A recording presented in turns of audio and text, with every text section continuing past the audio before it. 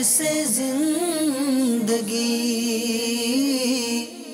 آؤ علماء سے پوچھ لیں، آئے جو مشکل پیش کوئی، آؤ علماء سے پوچھ لیں۔ الحمدللہ رب العالمین والصلاة والسلام علی سید المرسلین، اما بعد فاعوذ باللہ من الشیطان الرجیم، بسم اللہ الرحمن الرحیم۔ الصلاة والسلام علیک یا رسول اللہ، الصلاة والسلام علیک یا حبیب اللہ، الصلاة والسلام علیک یا نبی اللہ، وعلی آلک و اصحابک یا نور اللہ۔ میٹھے میٹھے اسلامی بھائیوں، دارالفتاء اہل سنت کے سلسلے کے ساتھ ایک مرتبہ پھر حاضر ہیں۔ ہمارے سلسلے میں دارالفتاء اہل سنت کے مفتیان اکرام موجود ہوتے ہیں۔ سوالات کے آغاز سے پہلے درود پاک کی فضیلت سنتے ہیں۔ نبی کریم صلی اللہ تعالی علیہ وآلہ وسلم نے ارشاد فرمایا، جو کوئی شخص مجھ پر دن بھر میں 50 مرتبہ درود پاک پڑھے، کل بروز قیامت میں اس کے ساتھ مصافحہ فرماؤں گا۔ صلو علی الحبیب صلی اللہ تعالی علی محمد صلی اللہ تعالی علیہ وآلہ وسلم۔ قولز کو سلسلے میں شامل کرتے ہیں۔ صلو علی الحبیب صلی اللہ علی محمد۔ محمد جنید اتاری ڈھیر کی سے عرض کر رہا ہوں حضور، مسئلہ یہ ہے کہ احرام کے کپڑے پر، کفن کے کپڑے پر اور اس کے علاوہ قرآن پاک کا غلاف ہو یا جائے نماز ہو، ان پہ پرافٹ لینا کیسا؟ السلام علیکم ورحمۃ اللہ وبرکاتہ۔ وعلیکم السلام ورحمۃ اللہ وبرکاتہ۔ جی اور کالز؟ محمد نور الحسن فردوسی اتاری جدہ شریف سے عرض کر رہا ہوں، مفتی صاحب کی بارگاہ میں سوال عرض یہ ہے کہ والد صاحب نے اپنی زندگی میں اگر اپنی جائیداد کو کسی بیٹے کو دیا، یعنی وراثت کے طور پہ جس کا حصہ آتا تھا، اور ایک بیٹے کو دے دیا، باقی بیٹے کو نہیں دیا، بیٹے کا ڈیمانڈ تھا یا کسی بھی صورت پہ ایک بیٹے کو ایک بیٹی کو اس طرح دے دیا گیا، اب وفات کے بعد کیا جو جائیداد بچی ہے اس جائیداد کو تمام وارثوں میں تقسیم کیا جائے گا؟ یعنی جس کو پہلے والد صاحب نے دے دیا تھا اپنے حیات میں، پھر ان کو ملے گا، یا پھر ان کو مل چکا ہے بعد میں نہیں دیا جائے گا؟ جی انشاءاللہ آپ کے سوال کا جواب دیتے ہیں۔ حضور پہلا سوال جنید بھائی ڈھیرکی سے ہیں۔ کچھ مقدس کاموں کے لیے استعمال ہونے والی اشیاء یعنی احرام، کفن، غلاف قرآن یعنی قرآن پہ جو کپڑا چڑھایا جاتا ہے، اسی طرح جائے نماز وغیرہ، اب اس کا کوئی کاروبار کرتا ہو اسی طرح یا اور مقدس چیزیں بیچتا ہو تو کیا ان پر پروفٹ لے سکتا ہے؟ الحمدللہ رب العالمین والصلاة والسلام علی سید الانبیاء والمرسلین، اما بعد فاعوذ باللہ من الشیطان الرجیم، بسم اللہ الرحمن الرحیم۔ جو بھی تاجر احرام کا، کفن کا یا اس طرح کی جو مقدس چیزیں ہیں کہ جن کو مسلمان اپنے فرائض کے لیے استعمال کرتے ہیں، تو ظاہر ہے کہ وہ اس لیے رکھی ہوئی ہوتی ہیں تاجر نے کہ نفع کمانے کے لیے ہوتی ہیں، وہ کوئی فی سبیل اللہ بانٹنے کے لیے نہیں ہوتی ہیں۔ ٹھیک ہے، تو وہ تاجر ہے، اس کی تجارت ہی یہی ہے، اس کے اوپر نفع لینا شرعاً کوئی ناجائز بات نہیں ہے، بالکل جائز ہے، نفع لیا جا سکتا ہے ہی تجارت کی غرض سے، تو نفع لینا بالکل جائز ہے۔ ٹھیک ہے، قرآن پاک جو ہدیتاً بیچتے ہیں وہ بھی نفع لے سکتے ہیں؟ جی بالکل جائز ہے اس میں کہ یہ ہے ہی تجارت کے لیے۔ ٹھیک ہے۔ نور الحسن فردوسی اتاری بھائی جدہ سے، حضور وراثت کے ہی سوالات اب آنا شروع ہو گئے، وہ یعنی لوگوں میں بہت زیادہ اس سے متعلق یعنی وہ ہوتا ہے کہ اس کے متعلق معلومات ملیں، تو اب یہ پوچھ رہے ہیں کہ کسی والد نے اپنی زندگی میں کسی ایک بیٹے کو اپنی جائیداد دے دی اور کہا کہ بطور وراثت دے دی، اب اس کو وراثت سمجھ رہے ہیں، تو اب جو مرگ ہے اس کے بعد جو بقیہ جائیداد رہ گئی ہے تو کیا اس بیٹے کو بھی ملے گی، سب ورثہ کو ملے گی، یا مائنس ہو جائیں گے جن کو زندگی میں دی گئی؟ اس کا کیا یہ تو بارہا بتایا جا چکا ہے کہ جو زندگی میں دیا جاتا ہے وہ دینا بطور وراثت نہیں ہے، وہ دینا بطور تحفہ ہے۔ صحیح۔ اب اگر والد اپنے بیٹے یا بیٹی یا جو ممکنہ ورثاء ہیں ان میں سے کسی کو بھی اس طور پر دے دیتا ہے کہ آپ ابھی مجھ سے لے لیں اور میرے مرنے کے بعد آپ کا کوئی حصہ نہیں ہوگا. صحیح. یعنی لوگوں میں یہ ہوتا بھی ہے کہ بھئی میں اپنا حصہ اس کو حصہ دے دیا، اب ان کا کوئی حق نہیں ہے اس میں، اب یہ جو بقیہ اولاد ہے اس میں ان کا حق ہے. صحیح. تو چونکہ زندگی میں یہ دینا بطور تحفہ ہوتا ہے، ٹھیک ہے، اور موت کے بعد جو ملتا ہے وہ بطور وراثت ہوتا ہے. تو جو زندگی میں اس نے دیا ہے، اگرچہ وراثت کہہ کر دیا ہے، دے کر قبضہ کرا دیا ہے، تو وہ گفٹ ہو گیا، وہ اس کے مالک ہو گئے جن کو زندگی میں انہوں نے دے دیا. لیکن یہ چونکہ بطور وراثت نہیں ہے، وراثت مرنے کے بعد ہوتی ہے، تو اب جب انتقال ہوگا تو جن کو دیا جا چکا ہے وہ بھی اس میں حقدار ہوں گے، جن کو نہیں دیا جا چکا ہے وہ بھی اس میں حقدار ہوں گے. صحیح.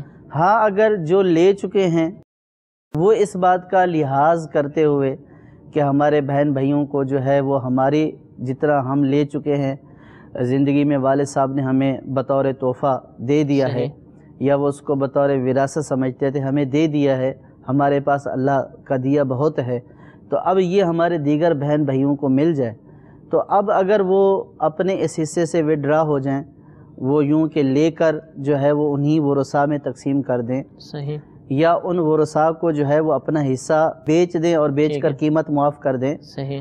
تو ان صورتوں میں اگر ورثاء آپس میں باہمی رضامندی کے ساتھ یہ معاملہ کر لیتے ہیں، اس نیت کے ساتھ کوئی وارث کر لیتا ہے کہ چلو اب جو پراپرٹی ہے اس سے میرے بہن بھائیوں کو نفع ہو، تو اس صورت میں اس طرح کرنے والے کو ثواب بھی ملے گا. صحیح. کہ اس نے اپنے رشتہ داروں کے ساتھ حسن سلوک کیا ہے، ان کی خیر خواہی کی ہے، ان کا فائدے کا سوچا ہے، تو اس اعتبار سے یہ ثواب کا مستحق ہوگا. ٹھیک ہے. لیکن اگر کوئی بہن بھائی یہ کہیں کہ یہ لے چکے ہیں اب ان کو حصہ نہیں ملے گا، صحیح، تو یہ کہنا درست نہیں ہوگا. ٹھیک ہے. وہ بھی وراثت میں جو اللہ تعالیٰ نے اس کا حصہ مقرر کیا ہے اتنا ہی حقدار ہے، صحیح، جتنا جو ہے والد نے جن کو نہیں دیا، جتنا وہ حقدار ہیں اتنا ہی یہ شخص بھی حقدار ہے. ٹھیک ہے. حضور آپ نے پورے جواب کے دوران یہ کہا کہ وہ اس کو بیچ دے، وہ اس کو تحفہ دے دے، یعنی اس کا مطلب یہ کہ معاف نہیں کر سکتا. نہیں، پہلے بھی آپ وضاحت معاف تو فرما دیکھیں چکے. اس میں یہی ہے کہ یہ جو وراثت والا حصہ ہے یہ لینا ضروری ہے، لینا ہی پڑے گا. اور اس طرح معاف کر دینے سے وہ معاف نہیں لینے ہوتا. کے بعد اب لینے دے کے تو بعد وہ جو ہے وہ دے دے، بہن بھائیوں میں تقسیم کر دے، ٹھیک ہے، سب کو جو ہے وہ اپنا حصہ تقسیم کر دے. ٹھیک ہے. یا پھر یہ ہے کہ وہ تقسیم نہیں ہو سکتا، یعنی کہ یوں کہ وہ لے لے، تو اس صورت میں جو جتنا اس کا حصہ بنتا ہے تو اس مشترک حصے کو جو ہے وہ اگر کسی ایک کو دینا چاہتا ہے تو اس کو بیچ دے، ٹھیک ہے، یا سب کو فائدہ پہنچانا چاہتا ہے تو سب کو بیچ دے. ٹھیک ہے. اب بیچنے میں یوں بھی کر سکتا ہے کہ کم قیمت لگا لے، یوں بھی کر سکتا ہے کہ اس حصے کی پوری قیمت لگا لی جائے صحیح، اور اس کا ریٹ طے کر لیا جائے، اور یہ بولے کہ میں نے یہ آپ کو بیچ دیا، انہوں نے بولا ہم نے خرید لیا. ٹھیک ہے. اب جو قیمت واجب الادا ہے اس کو یہ معاف کر دے. صحیح، اگر وہ سارے کے سارے خریدیں گے تو وہ ساروں کا جو ہے وہ مشترکہ قرار پائے گا، صحیح، اور جب تقسیم کریں گے یوں ان کے درمیان یہ حصہ بھی تقسیم ہو جائے گا. ٹھیک ہے. میٹھے اسلامی بھائیوں، ہو سکتا ہے کہ جو باتیں ابھی بیان کی جا رہی ہیں کئی اسلامی بھائیوں کے سمجھ میں نہ آ رہی ہوں، کئی الفاظ سمجھ میں نہ آ رہے ہوں، یا پھر مسئلہ اتنی جلدی سمجھنا بہت مشکل ہوتا ہے. تو جس کا بھی مسئلہ ہے جو وراثت سے متعلق ہیں، جائیداد کی جو معاملات ہیں بہن بھائیوں کے اندر، ورثاء کے اندر، تو ان کو چاہیے کہ خود فیصلہ نہ کریں، نہ ہی اس سلسلے پر اکتفا کریں، بلکہ کسی سنی مفتی سے دارالافتاء اہل سنت میں جا کر رابطہ کریں اور اپنا پورا مسئلہ بیان کریں. وہاں پر جو آپ کو باقاعدہ شرعی رہنمائی دی جائے، سمجھایا جائے، اسی کے مطابق عمل کریں. جو تحریری طور پر آپ کو دیا جائے یا زبانی طور پر بتایا جائے اس پر عمل کریں اور اسی کے مطابق اپنے معاملات کو سر انجام دیں. حضور اس سوال کے اندر تو یہ تھا کہ والد نے کسی ایک بیٹے کو یا کسی بیٹی کو دے دیا. بعض اوقات یہ ہوتا ہے کہ والد کسی بیٹے کو جائیداد سے محروم بھی کر دیتے ہیں، آنکھ میں نے اپنے اس بیٹے کو آگ کر دی اور اخباروں میں بھی چھاپتے ہیں، تو یہ کرنا کیسا ہے؟ دیکھیں اس طرح والدین کا جو ایک عوامی تصور ہے آگ کرنے کا، کہ اس نے اگر تحریر لکھ دی کہ میں نے فلاں کو جائیداد سے آگ کر دیا ہے، اور اس کا یہ مطلب لیتے ہیں کہ اب وہ مرنے کے بعد اس کی تمام منقولہ و غیر منقولہ جائیداد سے محروم ہو گیا، اس کو کوئی حصہ نہیں ملے گا، تو اس کی شرعاً کوئی حیثیت نہیں ہے. ٹھیک. اگر یعنی کہ اس کا والد 10,000 تحریریں بھی لکھ کر جائے اور اس کے اوپر 10,000 لوگوں کو گواہ بھی بنا کر جائے کہ بھئی میری اس جائیداد میں سے اس کو حصہ نہیں دینا، اور اسی طرح جو ہے وہ گواہ بنا کر جائے کہ آپ گواہ رہیے گا کہ میں نے اس کو محروم کر دیا ہے جائیداد سے، تب بھی وہ جائیداد سے محروم نہیں ہوگا۔ اچھا، مرنے کے بعد اس کو جو اس کا حصہ ہے شریعت نے مقرر کیا ہے وہ اس حصہ پانے کا حقدار ہوگا۔ صحیح۔ اب یہ آگ کا مطلب ہے نافرمانی، ٹھیک ہے۔ تو عموماً جو آگ کرنے کی یہ جو صورت ہوتی ہے یہ ہوتی اسی صورت میں ہے کہ جب بیٹے کی طرف سے نافرمانی اور والدین کے دل دکھانے کا، دل آزاری کا سلسلہ ہوتا ہے تو غصے میں پھر یہ کر دیتے ہیں کہ بھئی ہم نے اس کو آگ یا کر وہ دیا۔ جرائم میں ملوث ہے، گناہوں اس میں طرح تو جان کی چھڑانے یعنی کے کہ لیے۔ جو خاندان کے لیے، گھر والوں کے لیے باعث تکلیف معاملات ہوتے ہیں، جی وہ جب اس میں مبتلا ہو جاتا ہے یا ان کے لیے تکلیف کا باعث بن جاتا ہے تو وہ آگ کا جو ہے وہ ایک لکھ دیتے ہیں کہ ہم نے اس کو آگ کر دیا، یا بول دیتے ہیں کہ ہم نے اس کو آگ کر دیا۔ آگ کا مطلب ہے نافرمانی، ٹھیک ہے۔ آگ کا مطلب ہے نافرمانی۔ تو جو بیٹا والدین کی دل آزاری یا گھر والوں کے لیے تکلیف کا باعث اور ان کا کہنا نہیں مانتا، جو والدین جائز اس کو حکم دیتے ہیں، تو وہ تو ویسے ہی آگ ہے، یعنی شرعی اعتبار سے تو آگ کا مطلب نافرمانی، تو جو نہیں مانتا بات نافرمان ہے، وہ نافرمان ہے۔ ٹھیک ہے۔ تو اس کو مشتہر کریں یا نہ کریں، وہ تو نافرمان جو ہے وہ اللہ رب العزت کی بارگاہ میں نافرمان ہی ہے۔ لیکن آگ کا جو مطلب ہمارے ہاں لیا جاتا ہے کہ جائیداد سے محرومی، اس کی شرعاً کوئی حیثیت نہیں ہے، وہ حصہ پانے کا حقدار ہوگا۔ اور ورثاء کو اگر یہ پتہ بھی ہو کہ ہمارے والد نے یہ بول دیا تھا کہ اس کو حصہ نہیں دینا، تو وہ بھی اس بات کو بنیاد نہ بنائیں کہ چونکہ ہمارے والد نے بولا تھا کہ اس کو نہیں دینا تو لہٰذا اس کو نہیں ملے گا۔ تو جس طریقے سے آپ اس کو یوں سمجھ لیجئے کہ جس طریقے سے اگر کوئی باپ یہ بولے کہ بھئی یہ میرا بیٹا نہیں ہے، غصے میں بول دیتے ہیں کہ بھئی میرا ایسے کوئی تعلق نہیں ہے، تو یہ تعلق ختم نہیں ہو سکتا۔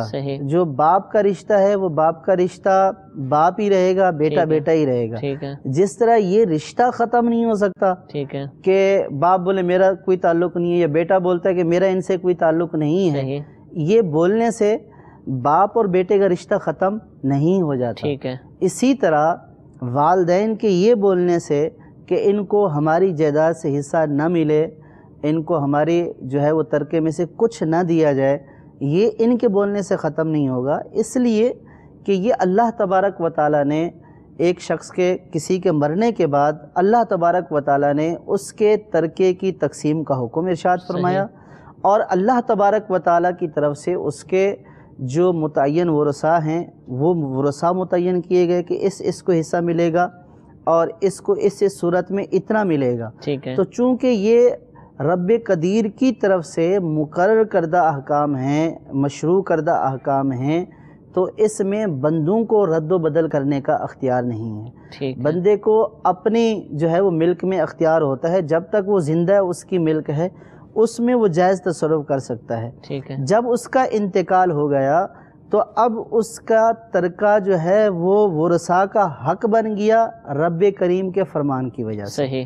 تو اب رب کریم نے جس کا جتنا حصہ مقرر کیا ہے اس کو کوئی شخص ختم نہیں کر سکتا ہے، نہ یہ شخص جس کا ترکہ ہے، نہ یہ زندگی میں بیٹھ کر یہ بول سکتا ہے کہ اس طرح کر دینا، کیونکہ اس کا کوئی اب تعلق، یہ تو دنیا سے چلا گیا، اس کا اس مال سے کوئی تعلق رہا ہی نہیں، تو جس مال سے اس کا تعلق ہی نہیں ہے اس کے بارے میں اس کی بات نہیں مانی جائے گی۔ اس کی بات زندگی میں اس کے مال سے تعلق رکھتی ہے، اگر یہ زندگی میں خود جائز معاملات میں خرچ کر دیتا ہے، کچھ بچتا ہی نہیں ہے، تو شرعاً اس کے اوپر کوئی مواخذہ نہیں ہے۔ لیکن زندگی میں بھی اگر ایسا تصرف کرتا ہے کہ کسی جو ہے وہ وارث کو محروم کرنے کی نیت سے دوسروں کو دے دیتا ہے، کسی کو محروم کر دیتا ہے، تو ایسا کرنا بھی اس کے لیے جائز نہیں ہوتا۔ اچھا حضور، بعض دفعہ یہ ہوتا ہے کہ پتہ ہوتا ہے کہ وراثت تو مرنے کے بعد ہی ملے گی، لیکن والدین یہ کرتے ہیں کہ وہ متعین کر دیتے ہیں کہ بھی میرے مرنے کے بعد یہ والا مکان اس کو دینا،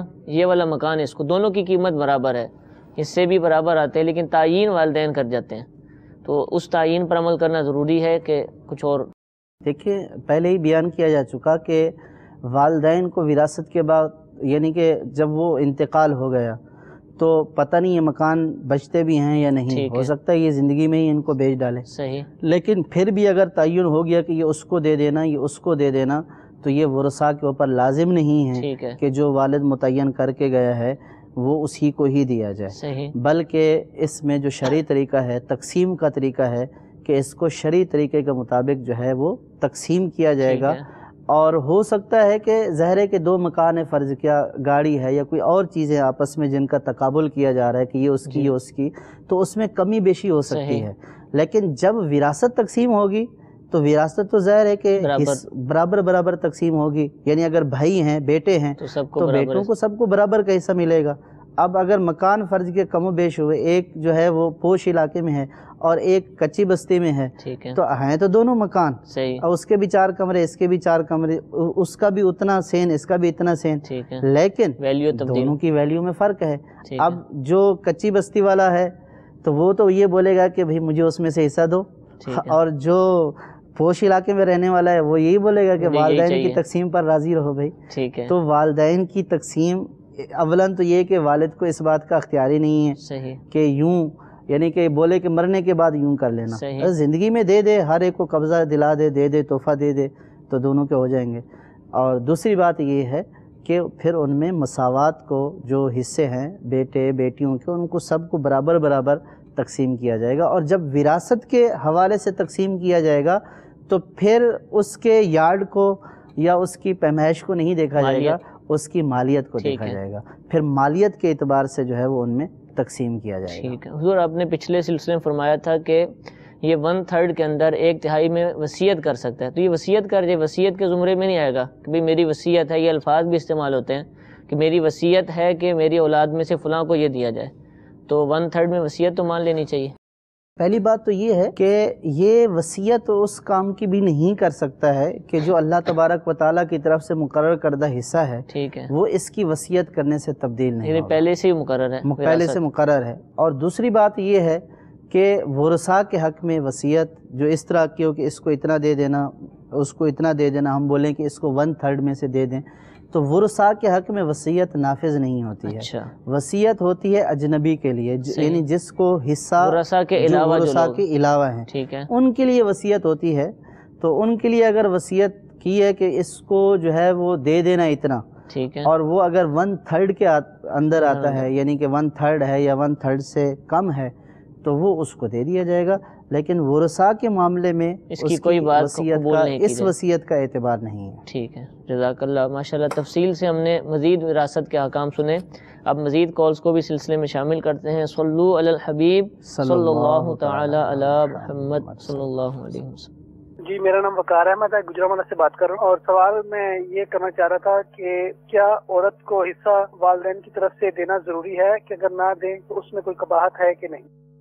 جی انشاءاللہ آپ کے سوال کا بھی جواب ہو گیا، مزید وضاحت لے لیتے ہیں۔ جی ایک اور کال دے دیجیے۔ السلام علیکم ورحمۃ اللہ وبرکاتہ۔ وعلیکم السلام ورحمۃ اللہ وبرکاتہ۔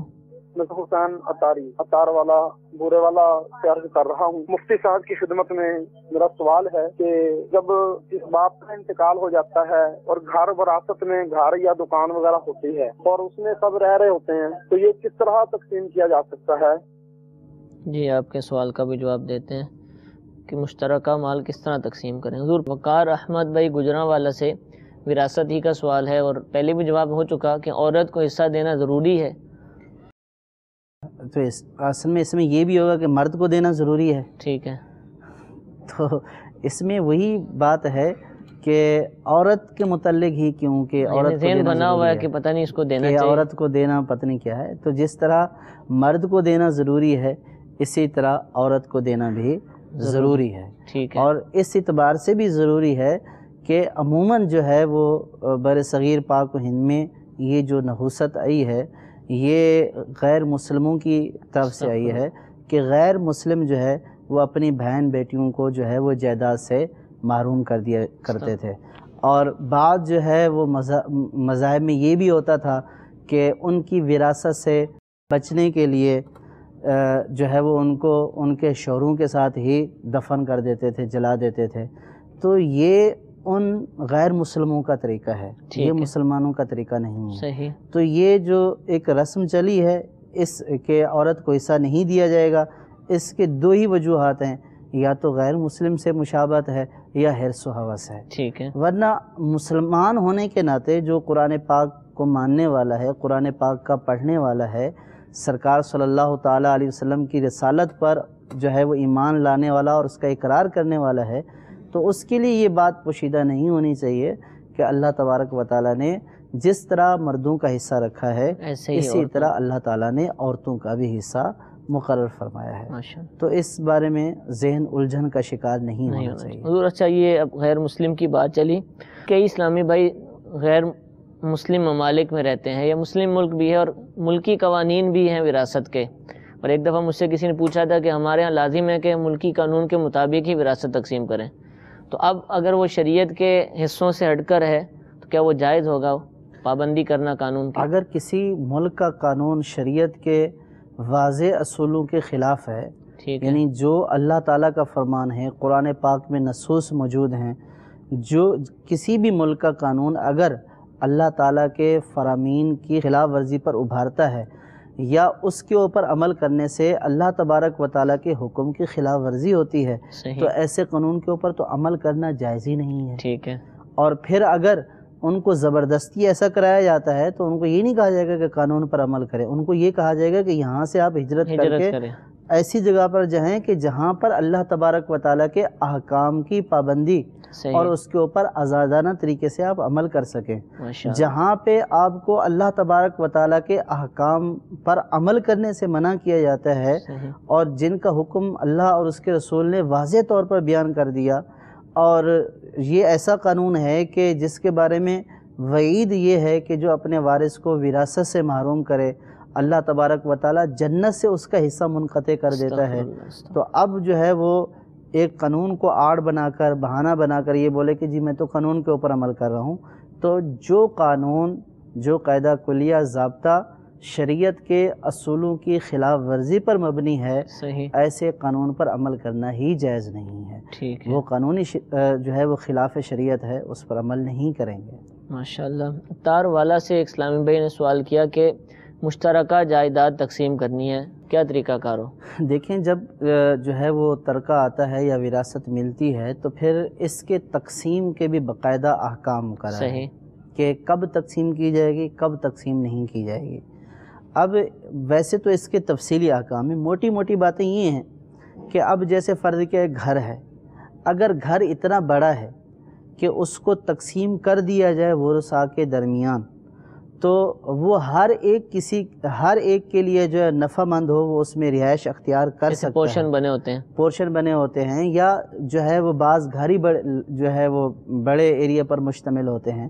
اب اگر اس گھر کو وراثت کے اصولوں کے مطابق تقسیم کر دیا تو جو حصہ ملا وہ حصہ سب کی جو ہے وہ گزر اوقات کے لیے، ہر ایک کو اپنے اپنے حصے میں گزر اوقات کے لیے کافی ہے، وہ جو ایک عام انسان کے لیے ہوتا ہے۔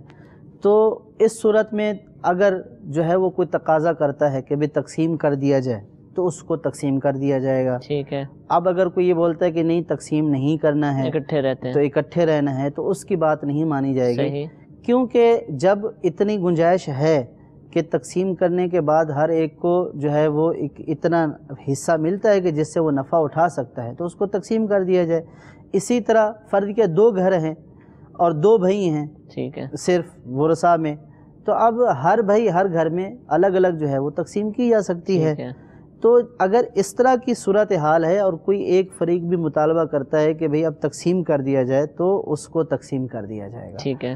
اور دوسری صورت یہ ہے کہ اگر کوئی ایسی جگہ ہے کہ اس کو تقسیم کرنے کے بعد اس سے نفع نہیں اٹھایا جا سکتا، جیسے ایک دکان ہے، ایک دکان ہے، چھوٹی سی دکان ہے جس کے اوپر دونوں بھائی کاروبار کر رہے ہیں، اب ایک بھائی کو جو ہے وہ خواب و خیال آیا کہ جی اس کو تقسیم ہونا چاہیے، ٹھیک ہے۔ اب اگر اس کو تقسیم کرتے ہیں تو دونوں کا کاروبار جاتا ہے، نہ یہ بیٹھ سکتا ہے نہ وہ بیٹھ سکتا ہے۔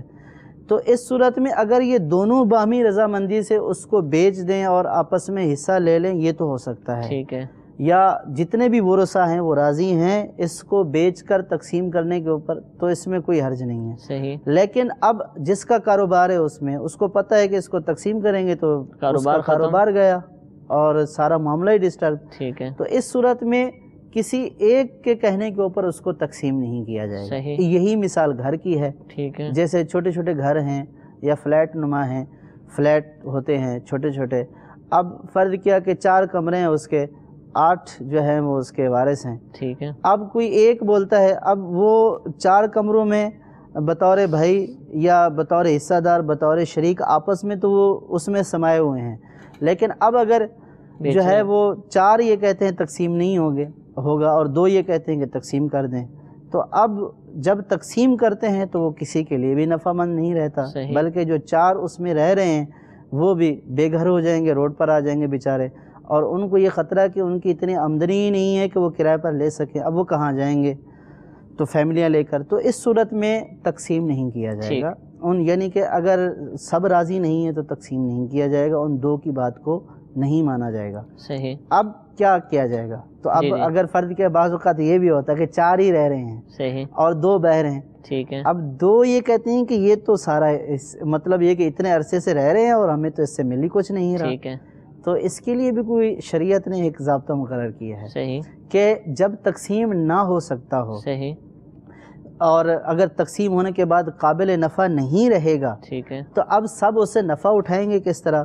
تو اس کے لیے شریعت نے یہ حل مقرر کیا ہے کہ باریاں مقرر کر دی جائیں. صحیح، کہ فرض کیا فلیٹ ہے، اب اس میں 2 فیملیاں رہ سکتی ہیں، ٹوٹل 8 فیملیاں ہیں، تو باری مقرر کر لیں کہ ایک مہینے یہ 2 فیملیاں، ایک مہینے دوسرے مہینے 2، آج کل کے دور میں یہ لیکن یہ تو اس اعتبار سے دیکھیں نا ضروری ہے. ایک تو یہ ہے کہ ان کو بالکل بے گھر کر دیا جائے، صحیح، اور ایک یہ ہے کہ ظاہر ہے کہ اگر یہ بولیں کہ جو رہ رہے ہیں کہ ہم ہی نفع اٹھاتے رہیں، ٹھیک ہے، اور دوسرے راضی نہیں ہیں اس کے اوپر، تو ان کا بھی تو حصہ ہے نا، ان کے حصے سے یہ نفع اٹھا رہے ہیں، ان کو بھی اب وہ کیسے اپنے حصے سے نفع اٹھائیں جب یہ جا ہی نہیں رہے؟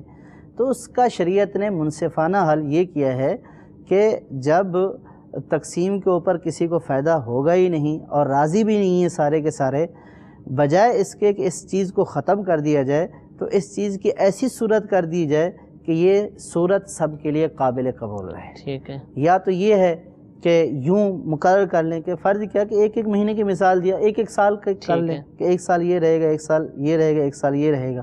یا پھر یہ ہے کہ اس مشترکہ مکان کو یا جگہ کو کرائے پر دے دیا جائے کسی اور اس کرائے کو آپس میں تقسیم کر لیا جائے. ٹھیک ہے، تو یہ ساری صورتیں اس صورت میں ممکن ہو سکتی ہیں. ٹھیک ہے. تو اب جو سائل کا سوال تھا اسی کی جو میں کچھ صورتیں عرض کی ہیں کہ یہ تقسیم کی صورتیں ہیں، اور اگر ایسی صورت نہیں ہے، قابل انتفاع ہے، قابل نفع ہے تقسیم ہونے کے بعد، تو پھر کوئی بھی مطالبہ کرے گا تو اس کو تقسیم کر دیا جائے گا. اس میں ہو سکتا ہے کہ جیسے 2 بھائی ہیں، ایک مکان ہے لیکن ایک وقت میں ایک ہی فیملی رہ سکتی ہے، تو ایک تو اس میں رہے، دوسرا اس کو کرایہ دیتا رہے، جو رہ رہا ہے وہ دوسرے کو کرایہ دیتا رہے. نہیں، اصل میں اس میں یہ ہے کہ اس میں اس کا حصہ ہے. ٹھیک ہے. تو اب وہ اس کو اس طرح اجارے پر اس کو دینا، اس کی اجازت نہیں ہے. اپنے حصے کے مطابق کرایہ نہیں لے سکتا. اب یہ مسئلہ واضح نہیں ہے میرے اوپر ابھی، تو اس میں جو باری والی صورت مقرر کی ہے اس کے اوپر عمل کیا جائے. ٹھیک ہے، کہ وہ رہے، اور جو ہے وہ 1 سال کے لیے وہ رہے، 1 سال کے لیے وہ رہے. ٹھیک ہے، جزاک اللہ. مزید اگر اس میں کوئی تشویش ہے کسی خاندان کو، کسی فیملی کو کہ یہ کیسے ہو سکتا ہے، تو بار بار عرض کیا جاتا ہے کہ دارالفتہ اہل سنت میں رابطہ کریں. اپنا مسئلہ جب باقاعدہ بیان کریں گے، اپنی پوری صورتحال بتائیں گے، اپنی کیفیت وہاں جا کر مفتی صاحب کے سامنے بیان کریں گے، تو امید ہے انشاءاللہ عز و جل آپ کا مسئلہ اچھے انداز سے حل ہو پائے گا. یہاں پر جو بھی باتیں بیان کی جاتی ہیں یہ اجمالی طور پر بیان کی جاتی ہیں، قاعدے بیان کیے جاتے ہیں، یہ ہر ایک کے مطابق ہوں، ہر ایک کی کیفیت اس کے مطابق ہو جائے یہ ضروری نہیں. ہر فیملی کو، ہر خاندان کو جو بھی اس میں مبتلا ہے اس کو چاہیے کہ باقاعدہ اپنا مسئلہ بیان کرے اور اسی کے مطابق، جیسا کہ پہلے بھی عرض کیا تھا، عمل کرنے کی کوشش کریں. مزید کالز کو بھی سلسلے میں شامل کرتے ہیں. صلو علی الحبیب صلی اللہ تعالی علی محمد صلی اللہ علیہ وسلم.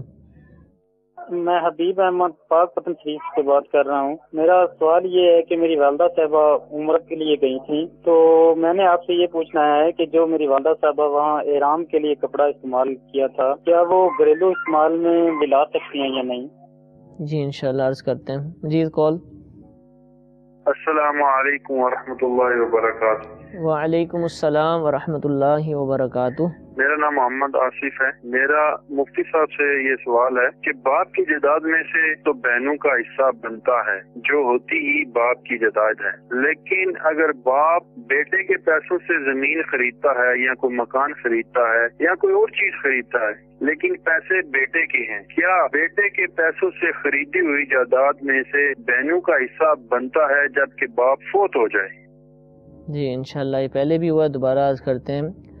حبیب احمد بھائی یہ پوچھ رہے ہیں کہ والدہ عمرے پر گئیں اور وہاں احرام کے لیے کپڑے استعمال کیے، اب وہ کپڑے گھریلو استعمال میں آ سکتے ہیں یا بس احرام سے متعلق غالباً پوچھا ہے کہ یہ جو احرام انہوں نے استعمال کیا ہے جی وہ کپڑے جو انہوں نے پہنے جو احرام والے کپڑے ہیں، تو جی ہاں یہ مردوں کے لیے بھی مسئلہ ہوتا ہے. مردوں کا چونکہ وہ 2 چادریں ہوتی ہیں جی کہ اس کو بھی استعمال کر سکتے ہیں یا نہیں، ٹھیک ہے. اور عورتوں کے لیے جو عام وہی لباس ہوتا ہے اسی پہ احرام کی نیت کر لی جاتی ہے.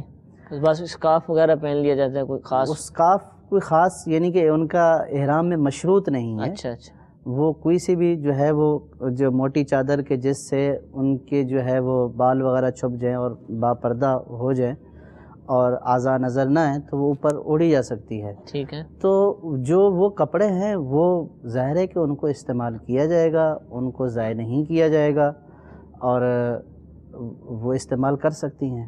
ٹھیک ہے. اب جو انہوں نے گھریلو استعمال کا کہا ہے نا، تو اس سے ایک دوسری وہ چیزیں سمجھ میں آ رہی ہیں کہ جیسے چادر ہے جی یا اس طرح کے اسکارف وغیرہ ہیں تو ان کو پہنے، ان کو ضائع کرنے کی اجازت نہیں ہے. ٹھیک ہے. کیونکہ وہ کارآمد چیزیں ہیں تو ان کو استعمال کیا جائے.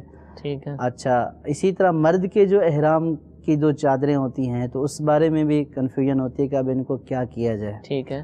تو دوسری دفعہ پہن سکتے ہیں یا نہیں، تو وہ بالکل دوسری دفعہ بھی یعنی کہ حج کے احرام کے طور پر استعمال کی جا سکتی ہیں. ٹھیک ہے. اور گھریلو استعمال میں بھی کی جا سکتی ہیں، لیکن احرام کی چادریں ہیں یا وہ عورتوں کا اسکارف وغیرہ ہے وہ ان کو جو ہے وہ اس طرح کے کام میں کہ جیسے پوچا بنا لینا جی جو اس طرح نہ کیا جائے کہ یہ بے ادبی والا پہلو ہے کہ اس کو جو ہے وہ ہم پہن کر جو ہے وہ خانہ کعبہ کا طواف کیا ہے، آب زمزم اس کے اوپر جو ہے وہ لگا ہے، تو ان کو اس طرح کے کاموں میں نہ استعمال کیا جائے. ٹھیک ہے. ورنہ جو احرام کی چادریں ہیں مردوں کی جو احرام کی چادریں ہیں تو اس میں بعض یہ بھی کرتے ہیں کہ ان کو جو ہے وہ رکھ چھوڑتے ہیں اور جو کفن کے کپڑے ہوتے ہیں چادریں ہوتی ہیں تو اس میں وہ بولتے ہیں کہ ان کو بھی استعمال کر لیا جائے، اس پہلو سے کہ ان کو نسبت ہے، ان کو آب زمزم لگا ہے اور مقدس جگہوں پر جو ہے بعض تو مس کر کے لاتے ہیں خانہ کعبہ. ظاہر ہے کہ وہ جو حاجی ہوتا ہے وہ جو ہے وہ خانہ کعبہ کو بھی ہاتھ لگاتا ہے، خانہ کعبہ سے چمٹتا بھی ہے. تو اس اعتبار سے بہت سارے لوگ یہ بھی کرتے ہیں کہ اس کو اپنے کفن کے چادروں میں جو ہے وہ شمار کر لیتے ہیں اور کفن کی چادروں میں بھی استعمال ہوتا ہے. عورتوں کے لیے بھی ظاہر ہے کہ کوئی سفید لٹھا ہوتا ہے تو وہ عورتوں کے لیے بھی استعمال کیا جا سکتا ہے. ٹھیک ہے. تو جو بھی جائز ادب والا ان کا جو ہے وہ استعمال ہے وہ کیا جا سکتا ہے. ٹھیک ہے. لیکن جو اس طرح کا استعمال ہے کہ پوچا بنا لینا یا اس طرح کا استعمال وہ نہ کیا جائے. ٹھیک ہے. محمد آصف یا عاشق نام تھا. ابھی بھی عورت کے بارے میں بیٹی کے بارے میں کنفیوژن ہے تھوڑی سی کہ فرما رہے ہیں کہ باپ کی جو جائیداد ہے اس میں سے تو حصہ ملے گا، لیکن جو خالص باپ نے اپنی کمائی سے خریدا بنایا اس میں سے تو عورت کو دینے کو راضی ہیں. لیکن بعض اوقات یہ ہوتا ہے کہ بیٹے کی رقم سے جیسے پلاٹ خرید لیا، مکان خرید لیا اور باپ کے پاس رہا لیکن باپ انتقال کر گیا، تو اب اس والے مال میں بھی عورت کو حصہ ملے گا. لیکن اس سوال کی جہت تھوڑی مختلف ہے. ٹھیک ہے. اور اس کی صورتیں بھی کئی ہیں. یعنی کہ اب کنفیوژن یہ ہے نا سائل کو کہ چلو وہ تو جو والد کا مال ہے وہ تو والد کا مال ہو گیا. ٹھیک ہے. اور جو بیٹا جو ہے وہ کمانے والا ہے اور والد نے اس سے جو ہے وہ جائیداد بنائی، اس سے مال بنایا، اب وہ اس کا انتقال ہو گیا تو اب کیا یہ بھی ترکے میں شامل ہوگا یا نہیں ہوگا؟ تو اس کی کئی صورتیں ہیں. اب اس میں پہلی صورت تو یہی ہے کہ عموماً یہ ہوتا ہے کہ بیٹے جو ہے وہ کما رہے ہوتے ہیں اور والد کو دے رہے ہوتے ہیں. اب اس میں کمانے میں بھی کئی صورتیں ہیں. بعض وہ کہ جو والد کے ساتھ والد کے کاروبار میں معاون ہوتے ہیں, ان کا کھانا پینا والد کے ساتھ ہوتا ہے, اور اگرچہ وہ شادی شدہ ہوتے ہیں اسی جو ہے وہ کاروبار سے ان کو دے دیا جاتا ہے اور وہ اسی سے سب کا گزارا ہوتا ہے. یہ تو خالص والد صاحب کا ہے, ٹھیک ہے, اور بیٹے اس میں معاون اور مددگار ہوں گے. اب اس میں والد جو ہے وہ اگر کوئی جائیداد خریدتا ہے اپنے لیے تو اس صورت میں وہی اس کا مالک ہے, اگرچہ کہ بیٹے کی معاونت سے, بیٹوں کی مددگاری سے کاروبار میں ترقی ہوئی, بیٹے ہی زیادہ کام کرتے ہیں, لیکن بیٹوں کی حیثیت معاون اور مددگار کی ہوگی, اور وہ جو سارے کا سارا مال ہوگا وہ والد کا قرار پائے گا, اور والد اس میں سے جو اپنے لیے خریدے گا, مکان خریدا, زمین خریدی, کچھ بھی خریدا, تو وہ بھی والد کی ملکیت قرار پائے گا. اب جب انتقال ہوا تو اب اس میں بیٹیوں کا بھی حصہ ہوگا, بیٹوں کا بھی حصہ ہوگا, اگرچہ کہ بیٹوں نے والد کے ساتھ تعاون کر کے جو ہے وہ مال کے حصول میں بہت زیادہ کوشش کی ہے, لیکن چونکہ شرعی اعتبار سے والد کا قرار پایا تو اس اعتبار سے ان کو حصہ ملے گا. ٹھیک ہے. اور دوسری صورت یہ ہے کہ والد کا کاروبار نہیں ہے, کام نہیں ہے, بیٹے جو کچھ کماتے ہیں وہ سعادت کے طور پر والد صاحب کو دے دیتے ہیں. اور اب جو والد خریدتا ہے اس میں عموماً یہ بھی نہیں ہوتا کہ والد خریدتے وقت یہ بولے خریدار کو کہ میں اپنے فلاں بیٹے کے لیے خرید رہا ہوں. وہ اپنے نام پر ہی سارے معاملات کرتا ہے, خریدتا ہے, بیچتا ہے. تو اب جو بیٹوں کی کمائی سے اس نے اپنے نام سے خریدا یا خریدنے کے بعد خریدا, اور جو ہے وہ جتنا بھی اس طرح مال اس نے بنایا تو یہ بھی والد کی ملکیت ہی تصور کیا جائے گا, اور اس میں بھی اگر انتقال جو ہے وہ ہو جاتا ہے تو بیٹیوں کو حصہ ملے گا. ٹھیک ہے. اور اگر جو ہے وہ یوں ہے صورتحال کہ بیٹوں کی گزر بسر بالکل الگ ہے, والد کے ساتھ کھانا پینا نہیں ہے, اب اگر بیٹے نے پیسے دیے والد کو کہ آپ جو ہے وہ میرے لیے خرید لیں یہ جگہ, بطور وکیل بنایا ہے, ٹھیک ہے, اور باپ نے جو ہے وہ بیٹے کے لیے خریدی ہے, جیسے بیٹا نہیں ہے وہاں پہ اپنی جاب کے سلسلے میں باہر ہے یا وہاں سے پیسہ بھیجتا ہے, اس کا کھانا پینا بھی والد کے ساتھ نہیں الگ ہے, والد کو بولتا ہے کہ میرے بچوں کے لیے خرید لیں, میرے لیے خرید لیں, تو اس صورت میں والد کا خریدنا یہ ایک وکیل کی حیثیت سے ہوگا, یہ والد کا نہیں قرار پائے گا. صحیح. ہاں, اب اس میں ایک صورت یہ بھی ہو سکتی ہے کہ بیٹے کے پیسے ہوں اور والد نے اپنے لیے ہی خریداری کی نیت کر لی ہے. اگر کسی نے کسی کو وکیل بنایا اور بولا کہ میرے لیے چیز خریدیں, اور وکیل نے وہ چیز اپنے لیے خرید لی, تو وہ جو خریداری ہے یہ تو اسی کی ہوگی, جو چیز خریدی گئی ہے وہ بھی اسی کی ملکیت ہوگی. ہاں, اب جو رقم اس نے استعمال کی وہ اس کے اوپر بطور قرض ہوگی, وہ اس کو واپس کرنی ہوگی. اور بعض صورتیں یہ ہوتی ہیں کہ والدین جو ہے وہ جگہیں خرید کر اپنے بچوں کے نام کر دیتے ہیں, شروع میں کروا دیتے ہیں, بچوں کے نام کروا دیتے ہیں. تو اس میں یہ تنازع آتا ہے کہ جناب یہ تو اس کے نام ہوگی, یہ تو اس کے نام ہوگی. اب اس میں بھی یہ ہے کہ اگر والد نے جگہ خریدی اور بچہ نابالغ تھا, اس کے نام کرا دی, تو یہ والد کا اس کے نام کر دینا یہ تحفہ ہے. ٹھیک ہے. اور جو ہے وہ نابالغ کے لیے قبضے کی بھی شرط نہیں ہے, والد کا نام کرا دینا تحفہ ہو گیا, اور اس کا قبضہ بھی تصور کیا جائے گا, اور یہ جگہ اس کی قرار پائے گی, نابالغ. ٹھیک ہے, وہ اس کی ملکیت ہوگی. صحیح. اور اگر بیٹا جو ہے وہ بالغ تھا اور اس کے نام کروا دی ہے خرید کر, خریداری میں اپنا نام استعمال کیا ہے, اپنے لیے خریدی ہے, صرف نام اس کے کرائی ہے, تو یہ نام کرا دینا بھی ایک طرح کا گفٹ ہوتا ہے, لیکن اس کی تکمیل کے لیے, اس کے مکمل ہونے کے لیے قبضہ شرط ہوتا ہے. ٹھیک ہے. اگر والد نے اپنی زندگی میں اس کو شرعی قبضہ بھی دلا دیا تو اس صورت میں وہ اس کا مالک ہو جائے گا, بیٹا مالک ہو جائے گا. اور اگر شرعی قبضہ نہیں دلایا ہے تو قبضہ نہ اس نے کیا نہ اس نے دلایا ہے, تو اس صورت میں انتقال ہو گیا قبضہ کیے بغیر, تو وہ والد کے نام, وہ اس کے نام پہ اگرچہ تھی لیکن شرعی اعتبار سے یہ والد کی وراثت ہی قرار پائے گی, کیونکہ یہ تحفہ, یہ گفٹ کمپلیٹ نہیں ہوا قبضہ نہ ہونے کی وجہ سے, تو یہ والد کی قرار پائے گی. اور جب والد کی قرار پائی تو اس میں وراثت بھی تقسیم ہو جائے گی۔ یہ تو گورنمنٹ کے جو کاغذ بنتے ہیں، رجسٹری ہوتی ہے، یہ قبضہ کہلائے گی؟ دیکھیں یہ نام کروا دینا جو ہے یہ ایک گفٹ کی صورت ہوتی ہے شرعی اعتبار سے، ٹھیک ہے، اور صرف نام کرا دینا قبضہ نہیں ہوتا ہے۔ ٹھیک ہے، قبضے کی جو ہے وہ تفصیل بالکل الگ ہے صحیح، کہ قبضہ کیسے ہوگا کیسے نہیں ہوگا، اس کی بالکل الگ سے تفصیل ہے۔